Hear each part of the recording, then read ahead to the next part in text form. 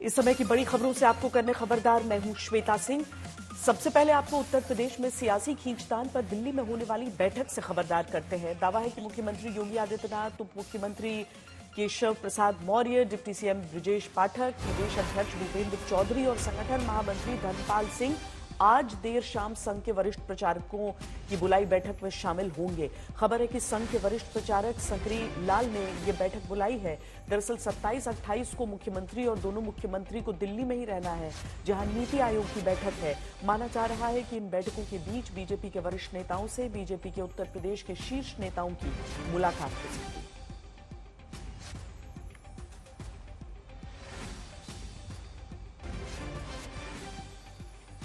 हमारे साथ इस समय हमारे सहयोगी कुमार अभिषेक जुड़ रहे हैं। अभिषेक, जिस तरह से अभी दिल्ली में बैठकें होनी है, हम समझे कि दिल्ली से ही यूपी का फैसला अब होना है।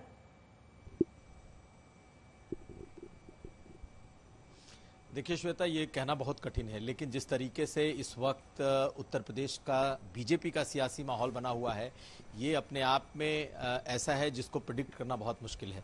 निश्चित तौर पर कल 2 दिन प्रधानमंत्री के साथ नीति आयोग की बैठक है, जिसमें सीएम और दोनों डिप्टी सीएम पहुंचे हैं, लेकिन उत्तर प्रदेश के जो 5 बड़े नेता हैं, चाहे संगठन के हों या सरकार के, सब के सब आज शाम दिल्ली पहुंच रहे हैं। कुछ लोग दिल्ली पहुंच चुके हैं और एक गोपनीय बैठक जिसे कहा जा रहा है, जो संघ के कुछ वरिष्ठ प्रचारकों के साथ जो मीटिंग है, वो बड़ा अहम है। कहा जा रहा है कि आखिरी तौर पर प्रधानमंत्री से मुलाकात के पहले ये संघ की तरफ से ये बौद्धिक की जो बैठक रखी गई है, ये कहीं ना कहीं एक सुलह की कोशिश हो सकती है, क्योंकि जिस तरीके से इस वक्त तलवारें खिंची हुई हैं केशव प्रसाद मौर्य और मुख्यमंत्री योगी आदित्यनाथ के बीच में, और संगठन और सरकार में जिस तरीके से एक चौड़ी सी खाई इस वक्त दिखाई दे रही है, कह रहे हैं, माना यह जा रहा है कि जो संबंध है वो पॉइंट ऑफ नो रिटर्न जैसे हो चुके हैं। आप देखें कि लगातार समीक्षाएं बैठक हो रही हैं, लेकिन कोई डिप्टी सीएम उसमें नहीं जा रहा।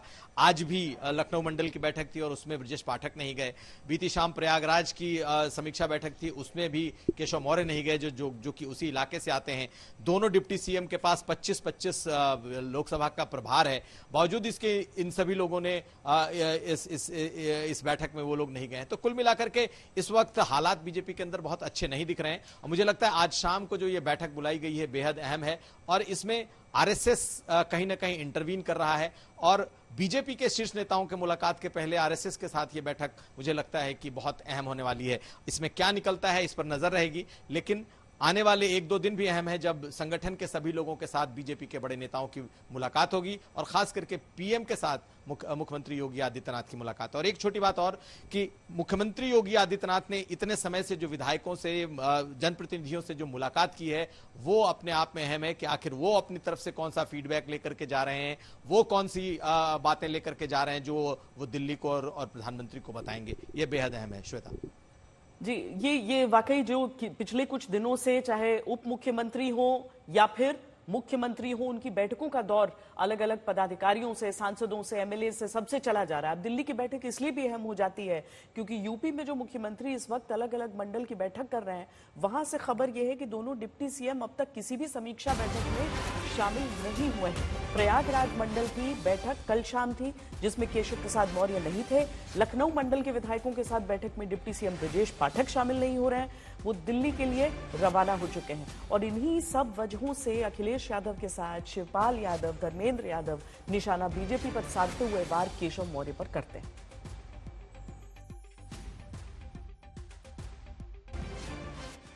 और ये खुल इसलिए रहे हैं कि कुछ लोग मोहरा बन गए हैं।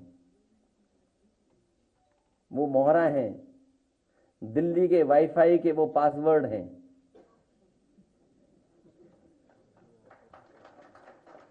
ये नई तरह की टेक्नोलॉजी, तो टेक्नोलॉजी के हिसाब से बोलना पड़ रहा है। आप समझ गए हो कौन मोहरा है? सुनने में आया कि मौर्य जी मोहरा हैं, दिल्ली के वाईफाई के पासवर्ड हैं। अगर दिल्ली वाले किसी से मिलते हैं तो लखनऊ वाले भी मिल रहे हैं किसी से।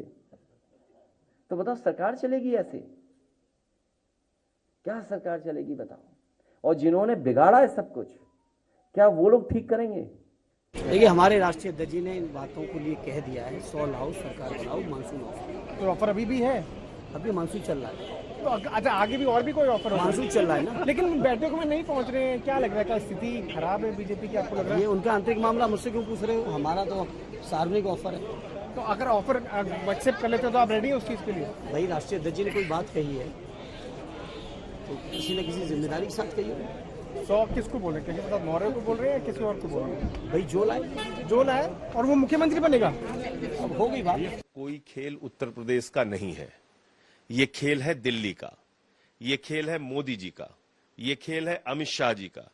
तो मोदी अमित शाह जो चाहेंगे वो केशव मौर्य और बाकी लोग करेंगे। तो आपको याद होगा केजरीवाल साहब ने यही बात कही थी कि 2 महीने में योगी आदित्यनाथ जी हटा दिए जाएंगे। तो ये जो सारा कुछ खेल चल रहा है ये मोदी अमित शाह का खेल है। इसका कोई लेना देना राज्य की पार्टी से, उत्तर प्रदेश के बीजेपी से कोई लेना देना नहीं है। इस गलतफहमी में अगर कोई है तो अपने दिमाग से वो गलतफहमी निकाल दीजिए। मोदी जी जब चाहेंगे योगी की सरकार गिर जाएगी। अखिलेश के बयान का जवाब केशव मौर्य ने भी दिया है। कहा है कि कांग्रेस का मोहरा बन चुके अखिलेश यादव बीजेपी पर गलतफहमी न पालें। केशव मौर्य ने लिखा है कि बीजेपी 2027 में भी 2017 को दोहराएगी। खींचतान अटकलों के बीच यूपी बीजेपी अध्यक्ष भूपेंद्र चौधरी के बयान पर भी गौर करिए, जिन्होंने कहा है कि यूपी में सीएम बदलने की चर्चा पूरी तरीके से गलत है। यूपी बीजेपी अध्यक्ष भूपेंद्र चौधरी की तरफ से यह बयान आया है कि जो भी अटकलें हैं वो सब गलत। भारतीय जनता पार्टी एक लोकतांत्रिक दल है और सबको अपनी बात लोकतांत्रिक तरीके से कहने का अधिकार है। उत्तर प्रदेश बहुत बड़ा राज्य है और उन परिस्थितियों में पार्टी की स्थिति, हम लोग अनुशासन के साथ आगे बढ़ रहे हैं, लेकिन कुछ चीजें मीडिया में, सार्वजनिक जीवन में रहती हैं। तो आज जिस प्रकार की परिस्थिति है, उन परिस्थितियों में मैंने पहले भी कहा कि परिणाम हमारी अपेक्षा के अनुसार नहीं आए और हम लोगों ने आपस में बातचीत करके उन सब विषयों की समीक्षा करके हम लोग आगे बढ़ रहे हैं। उन सब खामियों को दूर करेंगे, जो विषय हैं उन विषयों का समाधान करके आगे बढ़ेंगे। बस हम लोग सीएम बदलने की चर्चाएं चल रही है, उसको नहीं, ऐसा कुछ नहीं। अभिषेक, भले ही एक तरह से अटकलों के तौर पर शुरुआत हुई थी इस बात की जब चुनाव के दौरान ये कहा गया कि योगी आदित्यनाथ को बदल दिया जाएगा। अब अरविंद केजरीवाल कह रहे हैं, फिर अखिलेश यादव कह रहे हैं, लेकिन शायद लोगों के मन में कहीं पर उसका असर पड़ा चुनावों में। यही कारण है कि विपक्ष इस बात को छोड़ने वाला नहीं है। पर क्या यह बिल्कुल निराधार है जिस तरीके से यूपी बीजेपी अध्यक्ष की तरफ से भी खंडन कर दिया गया है? देखिए, खंडन आया है अध्यक्ष की तरफ से अभी।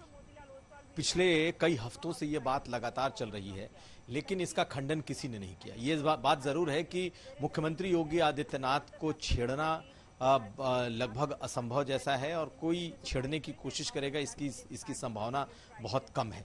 लेकिन निश्चित तौर पर जिस तरीके का माहौल बनाया गया चुनाव के बीच से ही, चुनाव के पहले से ही, और उसका नुकसान भी बीजेपी को उठाना पड़ा है इलेक्शंस में। इलेक्शन के दौरान अगर सबसे ज्यादा चर्चा हुई, चूंकि कई जगहों पर बदले गए, चेहरे बदले गए, अलग अलग राज्यों में आप देखेंगे तो बीजेपी के बड़े बड़े चेहरे बदल दिए गए, चाहे मुख्यमंत्री ही क्यों ना बदलना हो। इस बात ने जोर पकड़ा, इसी ने इस पूरे मुद्दे को हवा दी और उत्तर प्रदेश में विपक्ष ने इसका पूरा फायदा उठाया। लेकिन जिस तरीके से इस वक्त संगठन और सरकार के बीच जो लड़ाई है, जो खींचतान चल रही है, वो भी इसी ओर इशारा कर रहा था कि क्या कहीं से कोई इसमें ईंधन मिल रहा है जो इस बात को बढ़ावा दे रहा है। लेकिन आज, जबकि कल और परसों में प्रधानमंत्री के साथ मुलाकात होने वाली है, आज प्रदेश अध्यक्ष ने इसका खंडन किया है कि नहीं, ऐसी कोई बात नहीं है। लेकिन पिछले कुछ दिनों से अगर आप देखें तो चाहे प्रदेश अध्यक्ष अलग से प्रधानमंत्री से मिल रहे हो, अमित शाह से मिल रहे हो, या फिर केशव मौर्य की मुलाकात हो रही हो, ब्रजेश पाठक की मुलाकात हो रही हो, कहीं ना कहीं ये सेंस दिया जा रहा था, ये फील दिया जा रहा है कि सब कुछ ठीक नहीं है और नेताओं के बीच में भयंकर कला है। अब देखना यह है कि जिस तरीके से प्रदेश अध्यक्ष ने कहा है कि मुख्यमंत्री बदलने जैसी कोई बात नहीं है, निराधार है, तो क्या अब सब कुछ ठीक हो गया है? देखिए, आज की संघ की मीटिंग बहुत अहम है, जिसकी चर्चा है। कहा यह जा रहा है कि ये गोपनीय मीटिंग थी, कहां होगी, कब होगी, इसका टाइमिंग भी नहीं मालूम है। लेकिन मुझे लगता है कि कहीं ना कहीं कुछ बातें तय हो गई हैं शायद, और उसमें यह कि शायद योगी जी को छेड़ा नहीं जाएगा, और तब संघ पहले बैठक कर रहा है, उसके बाद प्रधानमंत्री से मुलाकात है। तो अब देखना यह है कि क्या इन मुलाकातों के बाद यही फैसला रहता है, या फिर बीजेपी किसी और तरीके से संगठन में कोई बदलाव, केशव मौर्य को कोई बड़ी सी जिम्मेदारी क्या दी जाती है, इस पर भी नजर रहेगी। लेकिन जैसा मैंने कहा कि मुख्यमंत्री को छेड़ना फिलहाल मुझे नहीं लगता कि बहुत आसान है किसी के लिए, क्योंकि अभिषेक बाकी राज्यों में जिस तरह की भी बातें चल रही थी उन्हें सुलझा लिया गया है। यूपी की बात इसीलिए अलग हो जाती है क्योंकि अगर हम अभी अलग अलग प्रदेशों को देखें भारतीय जनता पार्टी के, तो वहां पर हर एक व्यक्ति, हर एक मुख्यमंत्री ऐसा है जो एक तरह से कहें तो योगी आदित्यनाथ का स्टैचर भी एक अलग हो जाता है। उनका अपना एक वोट बैंक है, उनके अपने एक फॉलोअर्स हैं, उनके अपने लोग हैं उत्तर प्रदेश में जो मानते हैं कि जो उन्हीं के कारण शायद भारतीय जनता पार्टी के साथ जुड़े हैं। ऐसे में शायद परिस्थितियां इस वजह से पेचीदा भी हो जाती हैं। तो अगर हम केशव मौर्य को देखें तो उनका एक ओबीसी चेहरा हो जाना वो भी राजनीतिक तौर पर अलग मायने रख लेता है। नहीं, बिल्कुल। देखिए, जब मुख्यमंत्री के तौर पर योगी आदित्यनाथ ने 2017 में शपथ ली थी, तब वो कहा जाता था कि बीजेपी की जीत है और बीजेपी ने उन्हें मुख्यमंत्री बनाया। लेकिन 5 सालों के उनके शासन में वो खुद एक ब्रांड बने। मोदी योगी दो एक साथ बोले जाने वाले शब्द निकल करके सामने आए। निश्चित तौर पर बीजेपी जब जीती तो ये कहा गया कि बहुत बड़ी एक ओबीसी की एक वेव है जिसने बीजेपी को यहां तक पहुंचाया। और आज भी जो अगर आप देखेंगी तो एक जो इंटरनल क्लैश है वो यही है कि ओबीसी बीजेपी के साथ खड़ा हुआ तब बीजेपी यहां तक पहुंची, लेकिन बीजेपी ओबीसी चेहरा नहीं दे सकी।